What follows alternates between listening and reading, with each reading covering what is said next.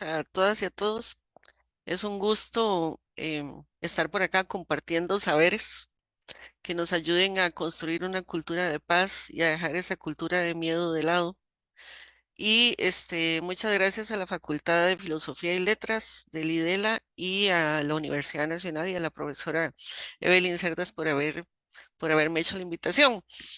Vamos a ver, vamos a compartir pantalla, va a estar un poco interactivo, vamos a ver un video después. Ahí vamos en la marcha. Bien, vamos a ver, el tema me gustó muchísimo de esta semana universitaria, una cultura universitaria libre de discriminación, porque siempre ha sido el pensamiento de Ignacio Yacuría cuando hablaba de que no se tiene que quedar todo en academia, sino debemos de tener como estudiantes o académicos de las universidades, tener esa proyección social, ¿verdad?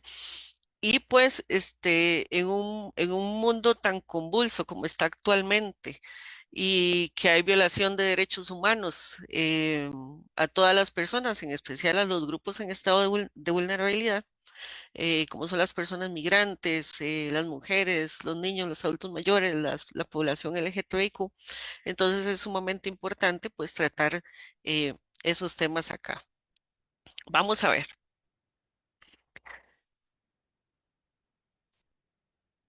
Vamos a hablar unos minutos de los crímenes de odio. Ahí tenemos a quien en vida fue Ulises Nava de México, Andrea González de Guatemala, Juan López de Medellín, Colombia, Odilia Castillo de México, Kenisha de Costa Rica y Tehuel de Argentina. Todos fueron asesinados por crímenes de odio, al ser personas de la población LGTBIQ. Y al día de hoy siguen estando impunes. Ulises era un activista en México, lo mataron saliendo de una actividad. Andrea González, también una activista, la mataron en una actividad. Juan López lo mataron solamente por el hecho de ser gay. A Odelia Castillo también la mataron solamente por ser lesbiana. A Kenisha acá en Costa Rica eh, la mataron y la policía llegó y ella todavía estaba viva y les dio cosa levantarla del suelo. Y Tehuel, un chico trans en Argentina, no conseguía trabajo, entonces se fue a buscar trabajo donde dos amigos a un bar, que era lo único que podía accesar, y desapareció. De esto hace 2 años y todavía no se tienen responsables en Buenos Aires de quiénes son esos amigos. Bueno, vamos a ver, del 2008 al 2022, ahí les traje un mapa y voy a leer las estadísticas. Del 2008 al 2022, el Observatorio para Personas Trans ha indicado, y esto no cuenta la cifra negra, Canadá han muerto 9 personas trans asesinadas, Estados Unidos 375, México 649, Guatemala 65, Honduras 115, El Salvador 60, Nicaragua 9, Costa Rica 9, Panamá 5, Colombia 233, Ecuador 67, Perú 41, Brasil 1741, Bolivia 23, Paraguay 12, Argentina 113 y Chile 24, para un total de 4.369 personas trans muertas en Latinoamérica, de las cuales no hay ninguna noticia de quiénes son las personas responsables. Y es que estos discursos de odio abarcan todas esas formas de expresión que van a propagar, incitar esa discriminación, no solamente por diversidad sexual, sino también por etnia o por religión o por situación migrante.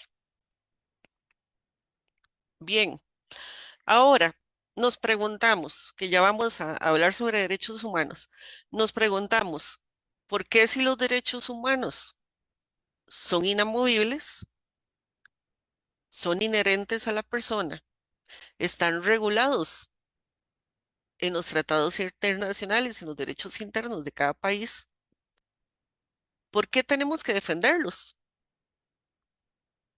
La Convención Americana de Derechos Humanos nos habla en el artículo 1.1 que todos esos estados parte de la convención se van a comprometer a respetar esos derechos y esas libertades y a garantizar, como ahí dice, su libre y pleno ejercicio de toda persona que está sujeta a esta jurisdicción, sin discriminación alguna. Bueno, Costa Rica es estado parte de esa convención. Al ser estado parte de esa convención, entonces se debe de aplicar por obligatoriedad un control de convencionalidad. ¿Esto qué significa? Ese control de convencionalidad significa que Costa Rica tiene que aplicar a su derecho interno, o sea, el derecho nacional, esa normativa internacional.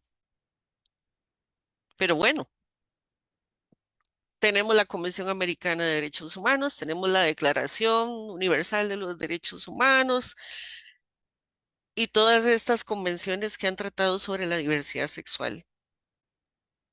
Pero de tenerlo en la normativa, aplicarlo, hay una gran diferencia. Vamos a ver este video. Tenemos el miedo constante de mate. O sea, yo creo que si le preguntas a una persona trans cuáles son sus grandes miedos, son dos. En primer lugar, que nos maten. Y en segundo lugar, quedarnos solos. Porque nos abandona la familia, nos abandonan las amistades o la familia elegida, nos abandonan, nos sacan de los espacios laborales, nos sacan de los espacios educativos, nos sacan de los espacios sociales. Tal vez la realidad por la que pasan las otras personas trans, saber que no todos tienen la suerte de contar con tanto apoyo como cuento yo. Eso es como la parte más fea, oír las historias tristes, ¿verdad? Que, o sea, son muchas, sería como lo más feo que me ha tocado. Hay chicas que no lo denuncian también las agresiones y también los asesinatos también hay, casi como que no le dan este seguimiento. Sí, porque o sea, en Cartago mataron a una chica hace el año pasado, 2 años, y fue, o sea, fue muy duro lo que le hicieron a ella. A ella la golpearon, le quebraron los brazos y le pegaron como 20 brazos en la cara. Fue muy duro. Uy, Dios mío. Sí, no. Y fue muy duro, porque era alguien que no se meta con nadie. Entonces, han habido muchos casos. Igual también hay chicas también que han tenido la oportunidad también de que yo conozco una chica que se llama Nicole, ella le dio un paro en la calle y yo llamé yo llamé al 911 y todo y la policía llegó, o sea, porque yo insistí demasiado, llegó la policía y la ambulancia nunca llegó y mi amiga estaba convulsionando en la calle y no le dieron asistencia, prácticamente murió en las manos de la policía. Y yo decía, pero hagan algo y no hicieron nada, no me dio ni siquiera un dedo. Entonces, como digo, no tuvieron compasión de ella porque ella estaba en el suelo y yo no podía hacer nada porque tampoco podía tocarla. Entonces, como digo, hay cosas que la gente a veces permite que pasen. Yo ya no puedo hacer nada, solamente como somos trans, entonces como que no valemos nada para ellos. Incluso le tenían hasta asco a ella porque no quieren ni tocarla.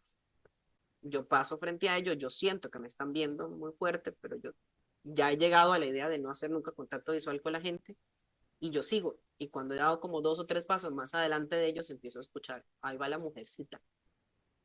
Se están atacándome homofóbicamente. Y dice, sí, es que es un playazo, dice el otro. Y yo me paralizo, me da aquel ataque de rabia y cierro los puños. Claro, en lo que ya ellos ven que yo estoy tomando una actitud agresiva porque estoy muy molesto, empiezan a caminar hacia mí. Me toca a mí empezar a caminar a toda la velocidad que puedo. Yo debo haber pasado fácilmente 3 o 4 comercios que había en esa calle. Nadie hizo absolutamente nada. Y llegó un punto que ya tuve que salir corriendo porque los madres ya venían de encima y me venían diciendo, ¿qué playazo? Te vamos a agarrar, hijo de puta.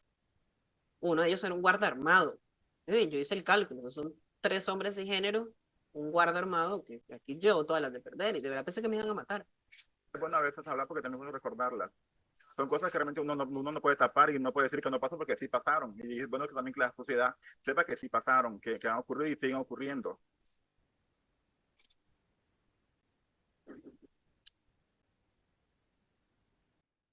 Bien, vamos a hablar sobre los derechos humanos, pero desde una mirada biopolítica que ha sido estructurada por el gran filósofo Michael Foucault. Foucault lo que hizo fue hacer una estructura de gobernabilidad, ¿m? Donde los estados modernos actualmente contemplan la vida, el desarrollo, el progreso, la economía capitalista globalizada. Pero esos estados modernos que tenemos actualmente tienen una estructura de poder. Esas estructuras de poder son históricas. Entonces, en en esa política discursiva que se tiene, siempre ha sido centrada a través de una lógica heteropatriarcal, centrada en la heteronormatividad. Y esto tiene su razón de ser. ¿Por qué tiene su razón de ser? Porque el Estado necesita llevar el orden de las cosas y se necesitaba históricamente preservar la supervivencia humana. Entonces, para preservar la supervivencia humana, entonces se hace el binomio hombre-mujer, macho-hembra. Y entonces, esto nos conlleva a que de acuerdo a a ese, a esa matriz patriarcal, a la mujer le he dado que puede llorar, que se tiene que aferrar a a la ternura, al cuidado de sus hijos, de su familia. Y los varones, el sexo masculino, son los hombres fuertes, los que no pueden llorar, los que deben llevar el sustento a la casa, no se pueden vestir de rosado. Esos constructos sociales han ido a través de la historia y hoy en día también los tenemos. ¿M? Entonces, lo que no está dentro de esa heteronormalidad, que ojo, ha sido impuesta administrativamente, porque la identidad y el género no es eh, impuesto. Y ahorita les explico por qué. Bien, entonces, por eso Michael Foucault estudia la biopolítica para analizar la incidencia que tiene el Estado en la vida de las personas, para mantener ese orden económico y social y que la sociedad heteronormal tiene que dar esa supervivencia humana y ese estatus, esa línea económica. Bueno, los derechos humanos, lo que se conoce en la teoría es que son universales y que todos y todas desde que nacemos tenemos inherentes la vida, la educación, la salud. Ajá. Los derechos humanos nacen de de la Revolución Francesa, de la fraternidad, de igualdad, solidaridad y vienen por generaciones. Actualmente tenemos la cuarta generación, que es el acceso a la tecnología. Probablemente de quinta generación va a ser la violación la violación a la escucha del pensamiento, ¿verdad? Entonces, cada generación de derechos humanos, cada derecho humano ha sido una lucha social, porque solamente así podemos establecer políticas inclusivas. Pues bien, ¿de dónde viene este constructo social que está tan marcado hoy en día en Costa Rica y en toda Latinoamérica? Tiene sus bases médicas, porque el médico o la enfermera obstetra o la médica, al nacer una niña o un niño, lo primero que hacen es una observación de sus genitales. Si es masculino, varón. Si es femenina, mujer. Y si es intersexual, entonces con el consentimiento de la madre y las pruebas médicas le van a asignar un sexo a una persona que todavía no tiene derecho a escoger qué desea. Pues bien, estas bases médicas de esta heteronormalidad y de este acto administrativo nos da el paso a que en los DSM-4, antes de 1990, se consideraba la homosexualidad como un trastorno mental. Y ese trastorno mental era aplicado con hormonas o también con terapias de conversión, que inclusive las terapias de conversión hasta el año pasado eran legales en México. Pues bien, ya viene después de 1990 el DSM-5 de la Asociación de Psiquiatría y entonces dice que no es un trastorno mental, que se le llama disforia de género. ¿Por qué disforia de género? Ah, bueno, para indicarles, cisgénero es la persona que nace con un sexo y linealmente sigue su desarrollo con el mismo sexo. Nace mujer y toda su vida sigue mujer. Entonces, ya no le llamamos heteronormales, le llamamos cisgénero. Cis mujer, cis hombre.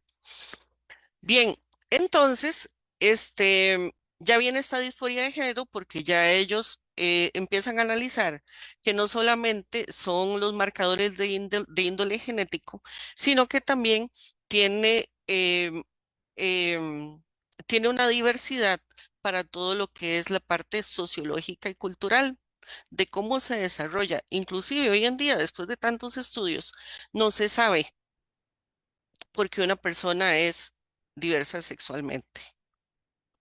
¿Mm? Estudios del Instituto John Hopkins han indicado de que el cerebro de una persona trans es igual al cerebro de una persona cis.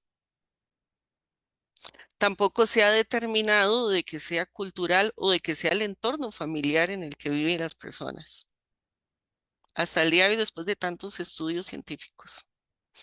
Pues bien, entonces esta disforia de género, como le llaman ahora, es porque ahora estudian todos los marcadores de índole genético, pero también estudian el desarrollo que tenga cultural esa persona y durante su desarrollo primera infancia. Pero sigue teniendo la base en el discurso patriarcal, porque la población LGTBIQ sigue estando dentro de una enfermedad, solamente que ahora le pusieron otro nombre. ¿Mm? Pues bien, esta situación de la disforia de género nos llega una filósofa pensadora que se llama Judith Butler, que con la performatividad, con el discurso de Michael Foucault, nos viene a dar una teoría que se llama performatividad de género. Entonces, ella dice, el sexo es biológico, impuesto, pero la identidad no. Porque la identidad de género es esa vivencia interna individual de género y cómo cada persona se siente profundamente. Entonces, ella lo que dice en esta teoría que se tiene que dejar de satanizar, de tener como una anormalidad o una aberración para una persona que simplemente quiere expresarse con su sentir y su pensar de cómo se siente. Aquí en Costa Rica tenemos la dicha de que después del matrimonio igualitario, entonces, la ley orgánica del Tribunal Supremo de Elecciones modifica y deroga artículos donde ya las personas Si yo me llamo Melba y me quiero si yo me llamo Alejandra y me quiero llamar Alejandro, simplemente voy al registro civil sin necesidad de un abogado o una abogada y hago un trámite sumamente rápido y me cambio de nombre, aunque no me vea como Alejandro. Pero por ejemplo en Chile se necesita verse como tal para poderse cambiar el nombre. Ujú. Volviendo a esta performatividad de género, performatividad es la actuación que tienen las personas en la sociedad. Entonces nos lleva a repensar, a desnaturalizar el género y este sujeto. ¿Por qué? Porque se necesita esa perspectiva de autonomía de la voluntad y del cuerpo y no en las normas existentes que está hoy en día. Que Costa Rica, por dicha que ha adoptado en su normativa mucha inclusión para las personas LGTBIQ. Pero bueno, nos ponemos a analizar si los derechos humanos son para todas las personas, si todos somos iguales, si tenemos los mismos derechos. ¿Qué versión de la raza está excluida? ¿Y por qué preferimos la desigualdad? Muy sencillo. Preferimos la desigualdad porque vivimos en una sociedad de méritos, llamado meritocracia. Esta sociedad construida en méritos y también un lema que no es bueno conversarlo en derechos humanos, y ustedes lo han escuchado, que dice, mi derecho termina donde inicia el otro. No es así. Entonces, esta sociedad que nació con estos principios de solidaridad, los ha visto solapados en una desigualdad por el mérito, porque pensamos, bueno, esa persona trans no se merece trabajar porque es una aberración, es una persona normal, esa mujer lesbiana, ese hombre homosexual, no pudieron continuar sus estudios, entonces no se merecen un lugar en la sociedad. Aunque tengamos en este Estado social democrático de derecho bases solidaristas.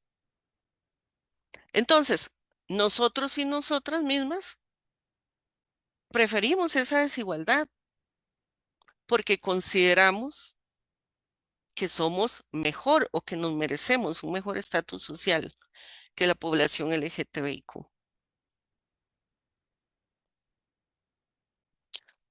Ahora,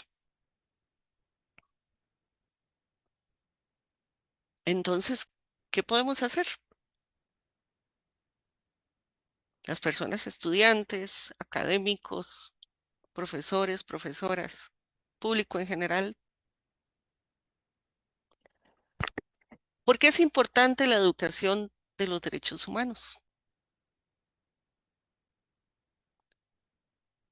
Antes de iniciar esto, voy a contarles una vivencia de unos talleres para que vean la discriminación y cómo viene de la familia, cómo estas personas sufren una doble discriminación, primero de parte de su familia y después de parte de la sociedad.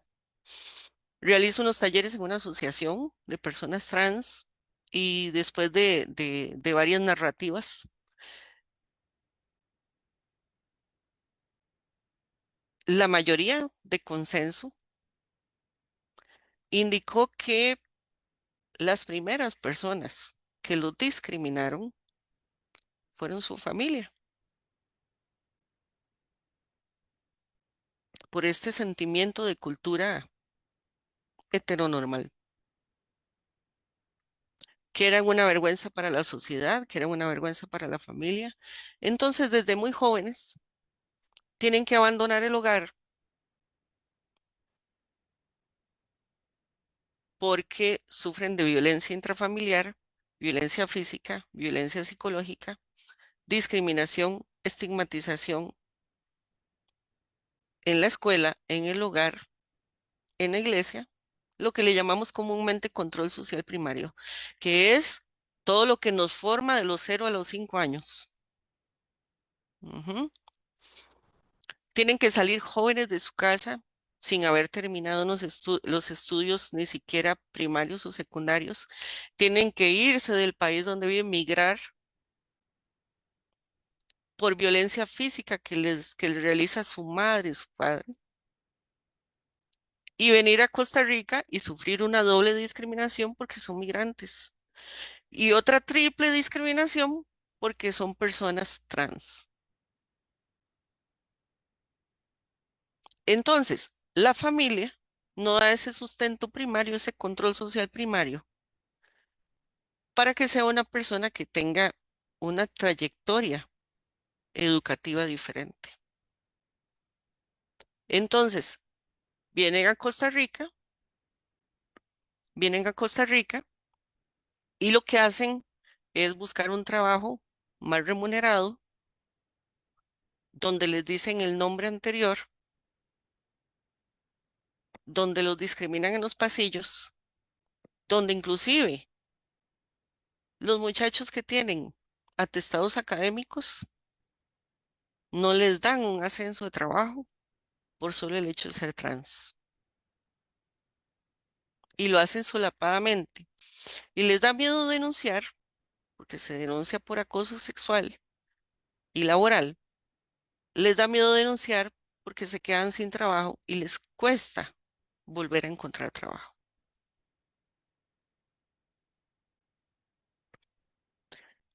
Entonces, nosotros nos preguntamos, ¿qué estamos haciendo como sociedad? Una vez la profesora Evelyn Cerdas decía, invisibilizamos lo visible, cuando estábamos hablando de las migraciones. Pues nosotros y nosotras también invisibilizamos lo visible, porque la mayoría de los compañeros y compañeras de los entornos laborales lo que hacen es hacer silencio. Son muy pocas personas, son muy pocas personas las que efectivamente dan la cara por ellos. Y ellos por miedo de que los despidan de su trabajo y que no encuentren otro trabajo, entonces soportan esa discriminación, soportan esa estigmatización. Hace algún tiempo llevé un caso de una chica lesbiana que no la dejaban entrar al baño de los hombres porque no es hombre, ni al baño de las mujeres porque es lesbiana. Entonces se tenía que cambiar la ropa en el montazal que estaba detrás del edificio. Es duro, o sea, es duro. Ahora, ¿por qué tenemos que abordar estas situaciones de discriminación para educar en derechos humanos? Bueno, educar en derechos humanos es holístico, es algo integral. No en solo es como se ve una persona, sino lo que siente y lo que piensa. Revertir como educadores en derechos humanos, tenemos que revertir esa cultura de miedo que tenemos históricamente impregnada y hacerlo una cultura de paz. El desconocimiento de los derechos humanos. Necesitamos educar en derechos humanos para desarrollar todas las áreas del ser humano, de los hombres y mujeres en Costa Rica y a nivel latinoamericano. ¿Y cómo lo hacemos esto? A través de las narrativas. Es importante realizar grupos de discusión y narrativas para saber efectivamente cuál es la realidad social en la que viven. Porque es muy fácil que lleguen a mi oficina y yo les diga, bueno, sí, le hago una demanda laboral y vamos y demandamos a su jefa porque nos está discriminándolo. Pero va más allá de esa normativa. porque lo que necesitamos es transmitir ese diálogo, transmitir lo que conocemos. Y el camino, como decía doña Evelyn hace poco, el camino es lento y es un reto. Y me decía la profesora hace algunas semanas, que aunque fuese una persona que lográramos ayudarle en esta vida, entonces valía la pena, porque todavía tenemos un porcentaje muy alto de personas en Costa Rica, por ejemplo, que están en contra de las personas diversas sexuales. Pero bueno, no podemos decir de que es que se les metió entre ceja y ceja, es que ya tienen una cultura construida socialmente en esa matriz heteropatriarcal, en donde la diversidad sexual se sale de la norma. Y lo importante para abordar la educación en derechos humanos es desarrollar esos valores, esa integridad de la persona, para que podamos generar una cultura de paz, una cultura de no violencia, para poder acabar con estos crímenes de odio que hay a nivel latinoamericano. ¿Y con esto qué hacemos? Un conocimiento conjunto, un vaivén de saberes, porque tanto aprendemos de las personas con las que trabajamos como ellos y ellas aprenden también de nosotros, escuchando las narrativas y dándole efectivamente un sentido humano a la vida. Termino con una frase de Mahetso que dice, el aprendizaje de los derechos humanos es un aprendizaje holístico, es decir, un aprendizaje que compromete al ser total, a su intelecto, su cuerpo, su efectividad, su ser vivencial, su ser individual y social. Y por último, profesora, antes de darle la palabra, en esta vida todo cambia y debemos de aceptar el cambio. Y no es tolerancia, sino es practicar la otredad, de vernos en otra persona, nosotras y nosotros en ese lugar. Porque solamente así, a través de las narrativas, a través de la otredad, todos los cambios que vayamos a tener, que tenemos o que tengamos en el futuro, debemos de aceptarlos con esa igualdad y con ese respeto por los derechos humanos. Gracias.